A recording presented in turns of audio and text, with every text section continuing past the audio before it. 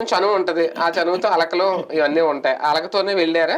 లేదంటే ఆయన అవసరం ఏమన్నా తెలిసొచ్చిందా జగన్ గారికి? నాకు ఒక డౌట్ అనిపించింది నిన్న ఈయన వచ్చిన తర్వాత వచ్చిన తీరు ఇది చూస్తుంటే శత్రువుల బృందంలోకి మనవాడిని పంపించి హ్మ్.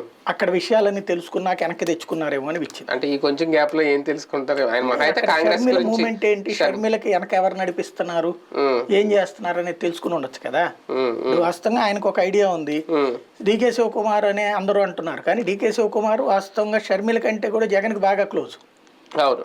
కానీ ఇక్కడ తీసుకొచ్చింది ఎవరు అంటే, ఇప్పుడు ఓవరాల్గా బయటపడింది ఏంటి అంటే కథ హ్మ్. కేవీపీ రామచంద్రరావు నడిపిస్తున్నాడు ఇది కథ అంతా. అవును. హ్మ్. డీకే శివకుమార్ కాదు. హుహు. డీకే శివకుమార్ ఆ రోజున డీకే శివకుమార్ని వీడు వెళ్ళి అడిగింది. హ్మ్.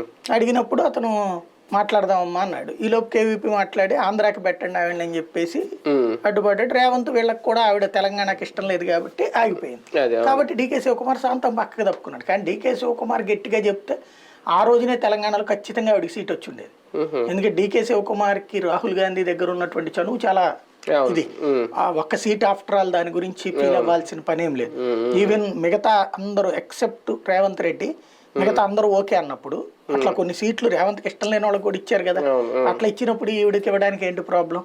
హ్మ్.